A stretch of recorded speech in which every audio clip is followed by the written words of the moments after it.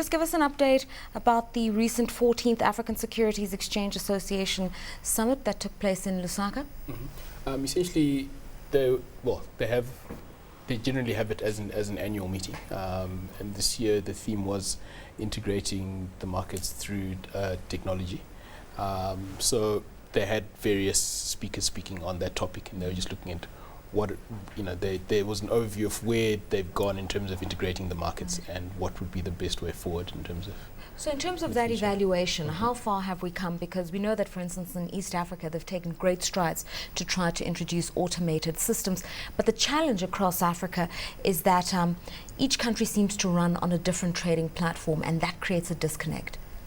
I think you're right. A lot of the markets have gone electronic now, but as you say, you'll find that regions may run different systems. For instance, SADC may be heavily weighted towards the Mauritian system or the JSE system, whereas East Africa runs on its own platform. So again, which is in terms of this conference, they're looking at ways perhaps of making, as opposed to using one system, just having a way that the systems can actually speak to each other through some sort of adaptability, as opposed to going onto one single platform. Some people say yes, improving on the technology is important because it reduces the transaction and the clearing process time. But what really Africa should be focused on is deepening capital markets, trying to get more local companies to list, trying to get more money flowing within the system. Is this issue being addressed adequately? Yes, I think it is. I think obviously education of African entrepreneurs on the benefits of listing is key, and I think certainly the view at the conference was that while technology forms a part, there's no point having the best technology in the world if there aren't actually any stocks to trade. There needs to be a process to help generate liquidity and add more listings to the markets. What about building on relationships between the various components of the trade? So it's the equities, for instance, that are being traded, but it's also the fund managers who are channeling the funds of investors. In some countries, we're told that the skills base in this regard is really, really weak.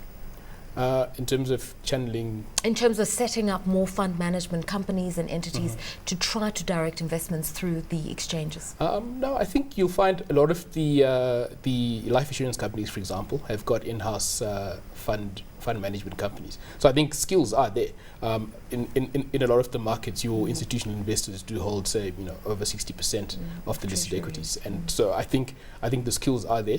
But as you said, the issue may be more mobilizing funds from the retail market, and also we've seen a lot of pension fund reform, which has also helped to bring more money into the market. Let's talk about regulatory differences. I mean, we do have variations in exchange controls in Africa, which is one issue. And then there's also different takes within emerging markets in general about how you treat portfolio flows. I mean, there's lots of talk of tax them, for instance, and that's very unattractive. So what's the system generally like? Generally, you find there aren't exchange controls across most of the markets. So funds flowing in and out isn't an issue. However, a lot of the markets will have, for example, foreign ownership limits. So I think Tanzania is at 60%, of which most of the companies have already reached that limit. So then you have additional restrictions in terms of if you're selling as a local, you first have to sell to a local investor before you can sell to a foreign investor, and if the limit is reached, you can't sell to a foreign investor. So it's just those kind of issues I think that will also need to be worked around. Consolidation of existing exchanges or integration? And here I'm talking about the fact that we've got in West Africa the BRVM, which is an amalgamation of about 8 francophone countries, and it seems to work really well as in terms of its being a prototype. Should we be looking at regional integration first before we talk about a single Pan-African exchange? Certainly, I think so. I think we'll probably see regional currencies before we see Pan-African currencies. So just in terms of settlement and that sort of thing, I think definitely we should be looking at regional exchanges first, which it seems to be that the way they're going. We've got that East African market. There's the BRVM, which, whilst it's a good prototype, it excludes Nigeria, which is the biggest market in West Africa. Right. So I think there's still quite a long way to go. But the SADC region is also looking at a regional prototype. So I think that is definitely the way to go. Let's talk about that issue in SADC, because Nigeria, being the largest economy in West Africa, is not part of the BRVM, and that's a disconnect. The JSE, the most capitalized of all the exchanges in Africa, the largest, one of the largest within the emerging market space, and people are very, very skeptical about being swallowed up by the JSE. A deal fell through in Mauritius, for instance. The JSE's launched a secondary platform in the form of an Africa board, but we're not really seeing the uptake from African companies, regulatory issues around dual listings, but also a sense that companies outside of South Africa or these big markets are too small to be able to participate in a structure like the JSE, for instance, or any kind of amalgam. How do we overcome those?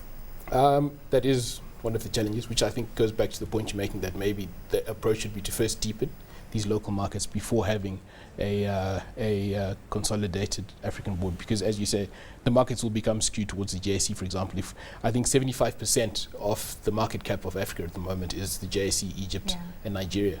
So that's again something that will need to be looked at further. And let's talk about the benefits of creating a single exchange if ever we were to get there. Benefits, in theory: increased liquidity, single access point for investors, easy transfer of shares, hopefully across borders. I think those would be the main benefits.